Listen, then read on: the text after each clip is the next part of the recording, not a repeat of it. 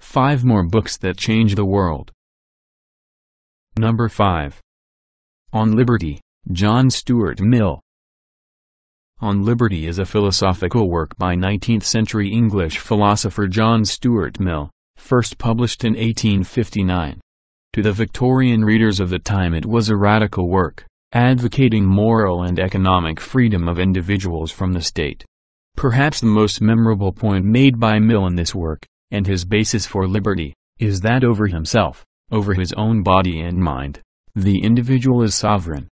Mill is compelled to say this in opposition to what he calls the tyranny of the majority, wherein through control of etiquette and morality, society is an unelected power that can do horrific things.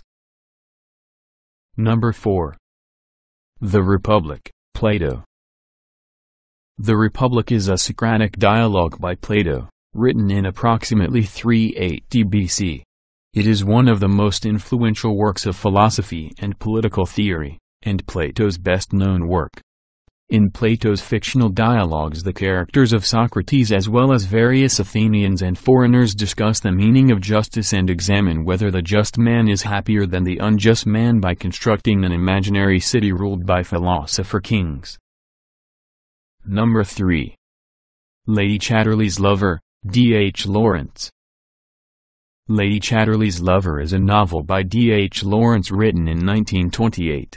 Printed privately in Florence, Italy in 1928, it was not printed in the United Kingdom until 1960, other than in an underground edition issued by Inky Stephenson's Mandrake Press in 1929.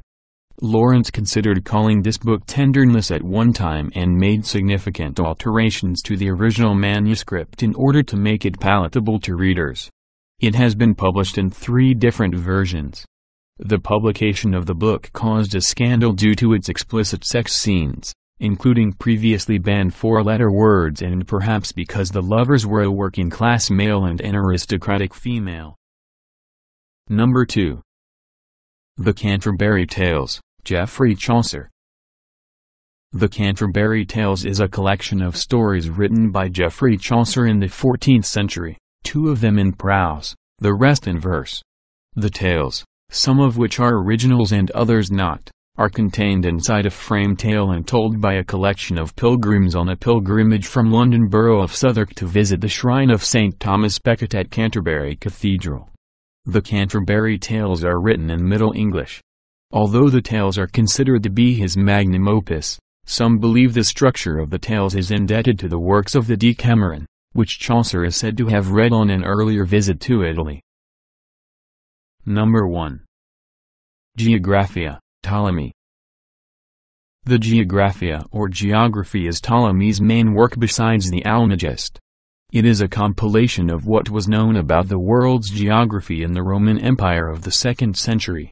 Ptolemy relied mainly on the work of an earlier geographer, Marinos of Tyre, and on gazetteers of the Roman and ancient Persian Empire, but most of his sources beyond the perimeter of the empire were unreliable. The original work included maps, but due to the difficulties involved in copying them by hand, they have fallen out of the manuscript transmission. The work has been discovered and used through the ages by several noted people around the world. Ptolemy also devised and provided instructions on how to create maps both of the whole inhabited world and of the Roman provinces. Ptolemy was well aware that he knew about only a quarter of the globe,